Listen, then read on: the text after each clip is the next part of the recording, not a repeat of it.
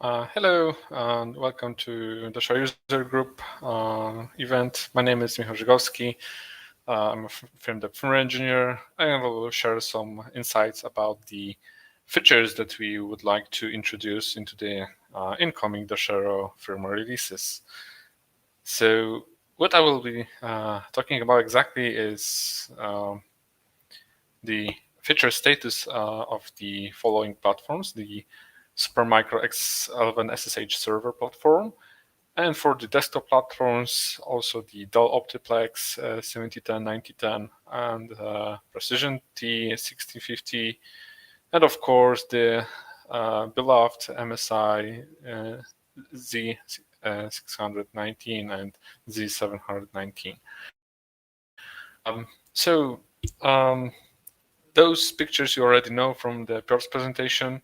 So it described the phases of every Dasharo release that each platform has to go through to reach a point where the public binary is where the public binary is getting available for everybody to install and use. So I'll be focusing only on describing the things that are going to be included, and in this particular case, the X11 platform. So let's try to go through them quickly. So as Piotr already mentioned, we are already in the porting phase, and we already have some kind of working binary with our UFI payload. And we have the server port installed in our laboratory, so we can like remotely flash it, debug it, thanks to the BMC module. And we have managed to integrate the Dasharo system features we use in our payload, so you will be able to see like the USB stack configuration, the network boot configuration, and many more that will be applicable for the platform. Of course, we are still dealing with some small issues because not everything is like working out of the box, despite the core boot port was complete, as somebody already noticed in the chat. So it occurs that the IKVM keyboard is not working inside the firmware, so it just starts accepting the keystrokes only in the operating system. So according to the community, it was neither possible to get it working with EDK2 and CBIOS, so it is like a non-issue. But thankfully, we have a serial over LAN working, and Debian 11 is happy with using and the serial over LAN and overall the display output from the IKVM application.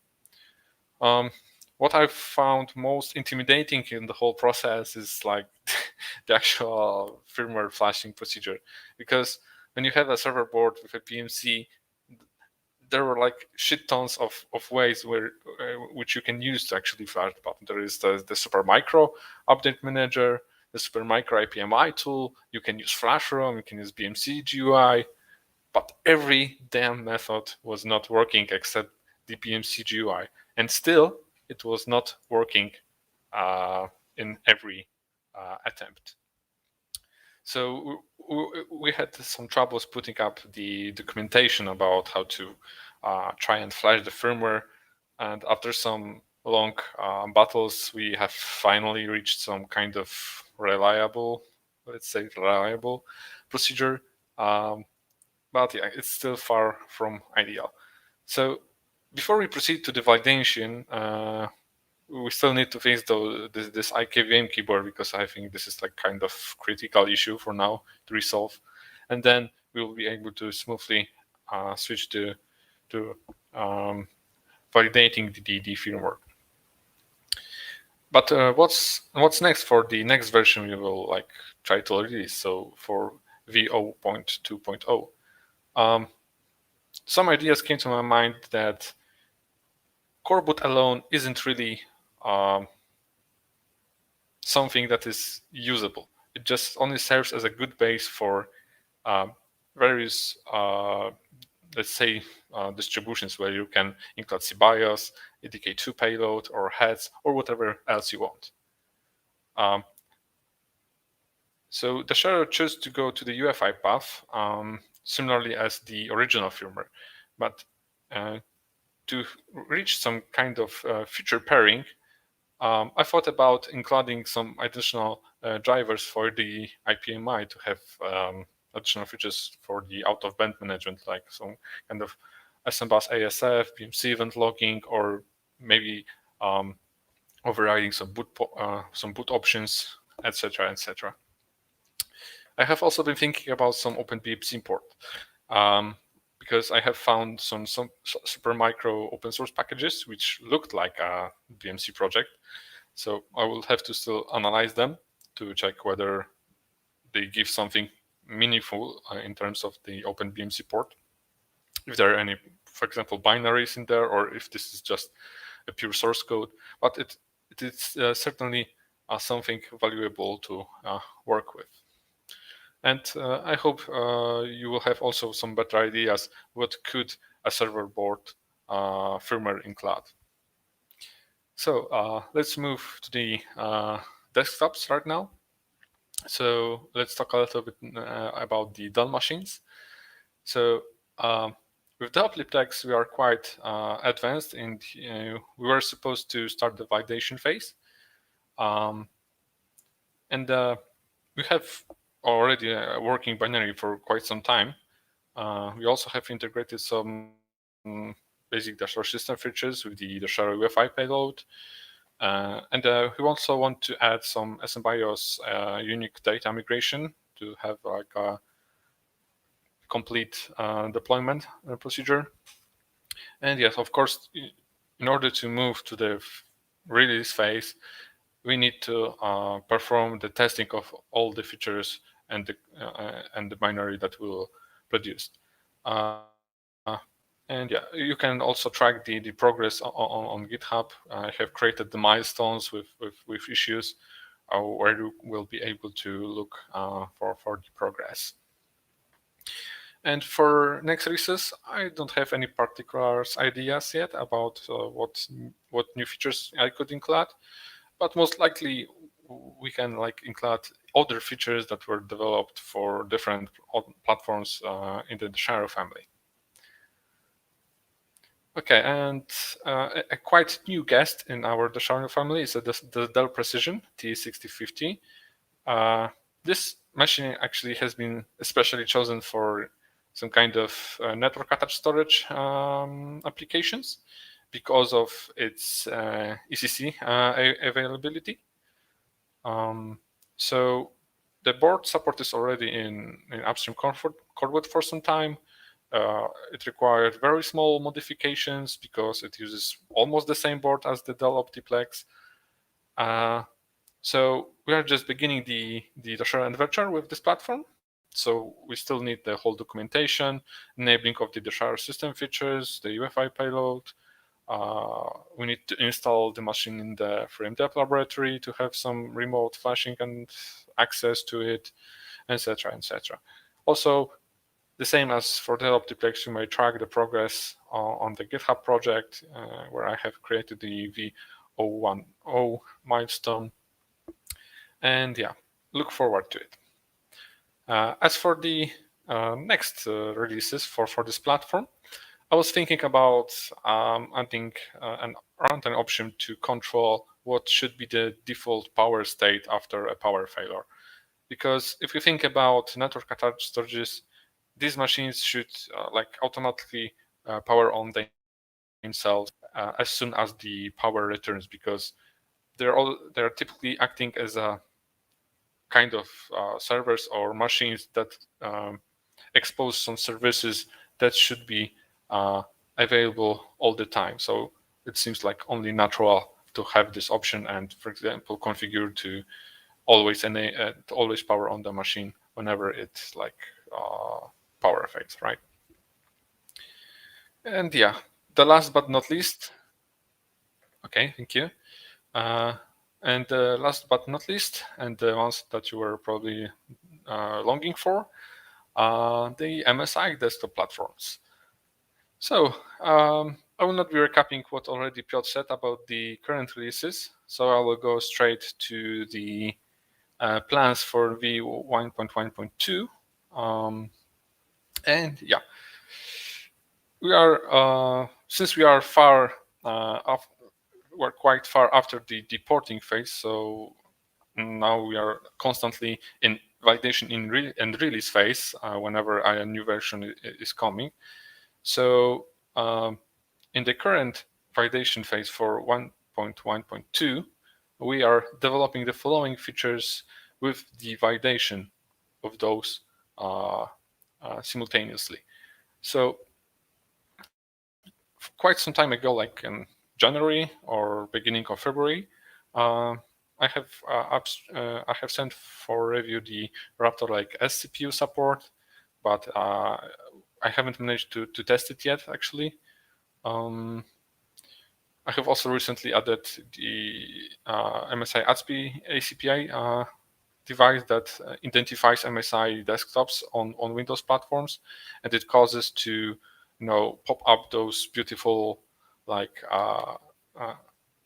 MSI software installation utility, which will install the drivers for you, and where you can select the optional software and utilities that you want to have installed, so that you don't have to necessarily wait for Windows update to fetch everything. So this utility like helps a lot when you are fresh installing your Windows on the MSI platform.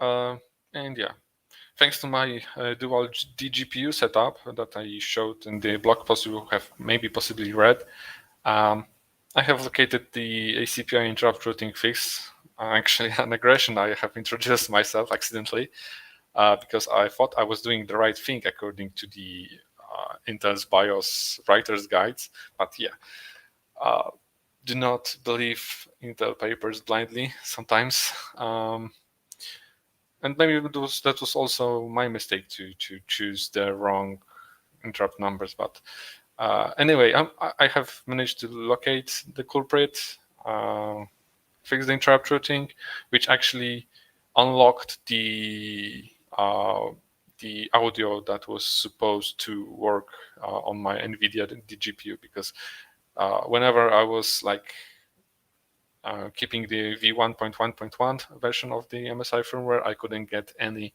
audio on my monitor from the NVIDIA GPU. I was also recently quite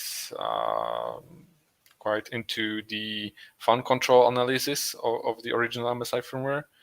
I have spent quite a few weekends to actually get to know how it works and how it should be configured on the Super I/O chip.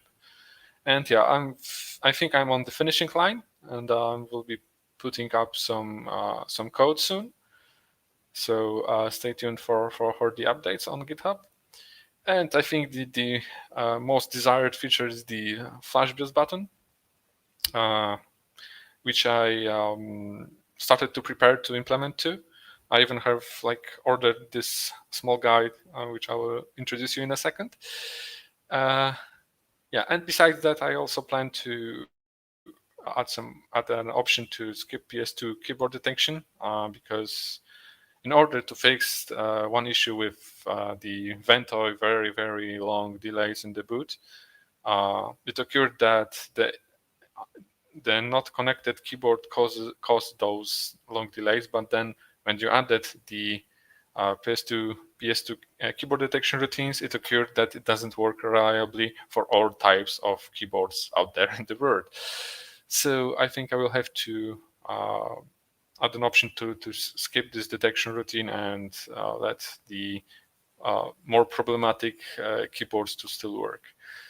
And also I have selected 3 more options that I would like to implement based on the, I think, most commonly mentioned stuff on Matrix, which is the platform power limits, the voltage control line, and of course the memory XMP profile selection.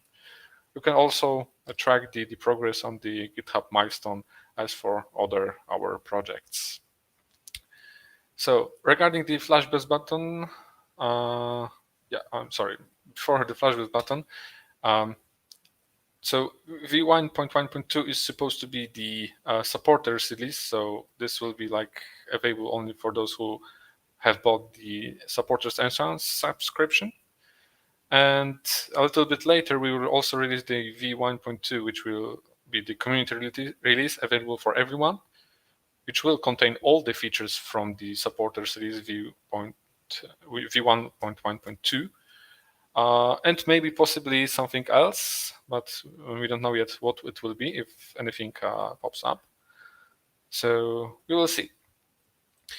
And yeah, regarding the, thank you, the FlashBus button, I decided to go with the SpySpy project. This is an FPGA code that allows to sniff the SPI bus traffic. And this choice was inspired by a famous open source activist, programmer, photographer, and frequent hacker, Tramer Hudson. It's like his authorship of the project. And this is based on the Radeon ULX3S FPGA development board. And what is interesting actually about this SpySpy, that it has the time of check, time of use mode, which allows you to hijack the SPI cycles from the chipset and respond with data that is present actually on this small FPGA board SDRAM. And this SDRAM you can program with like any custom firmware binary you want, and then it just reads the SDRAM and uses this data from SDRAM to expose it to the chipset. And nobody said it will not hijack the SPA cycles coming from any third-party chips, like those responsible for the flash BIOS functionality. So the plan is to gather the traces of the flash BIOS recovery process and determine what vendor firmware structures are actually responsible for the binary validation that is done by this third-party chip, because currently you cannot use the Dasharo binary together with the flash BIOS feature. So there is something magic in those AMI BIOS firmware images that make them like work with this feature. So of course, the ultimate goal is to make this feature working with the next Dasharo releases, and hopefully I can make it. As for the MSI Z719, well, as you probably saw on the roadmap, it's quite late, because we have initially planned on quarter 4 or quarter 5 next year. But the more supporters we have, the possibly quicker we may deliver this port. So yeah, please support us and whatever the way you can. I believe already Piotr described all the support ways you can use, and yeah, let's make it work. And I have a few open questions from my side. Is MSI EasyLet debug support of any importance, like to regular users? And if there are any options that you also see as very, very important to me to be implemented in the near future, except those that I have already presented. And thank you. I'm now open for your questions. Okay. Sorry.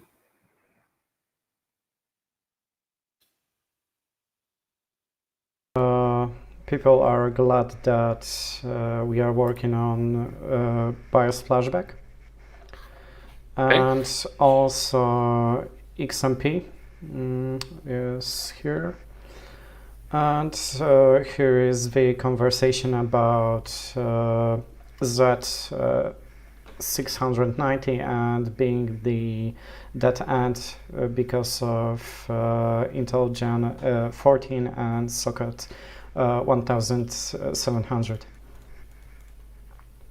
And right now I cannot see any particular question to you. Okay, so maybe a quick, a few words about the dead end. So basically, this situation will repeat every 1 and 2 years, because Intel is like releasing each new generation or microarchitecture like almost every year. So new socket like is like introduced in like 1 or 2 years intervals. So what would you actually suggest to do in such situation? Would you be able to like pick up with the pace and develop everything from scratch every 2 years? That's obviously like not possible. And if you like always want to be on the bleeding edge, it's even more difficult for small companies like us. Mhm. What is wrong with PS2 in it in Coreboot? There is nothing wrong because we do not initialize PS2 in Coreboot. The problem is like in the EDK2, which doesn't take into account whether the PS2 keyboard is connected or not. It just blindly it was blindly adding it as the input method, or the UEFI payload actually was, without any trying to detect if it is really present. Secondly, the PS2 controllers have no official way of detection, so it is not like the USB keyboards where you have like standardized enumeration process. For PS2, there is nothing like that. You can just try to hack, and you have to try to hack and use various methods you come up with, and yet not every method will work because each keyboard may behave slightly different.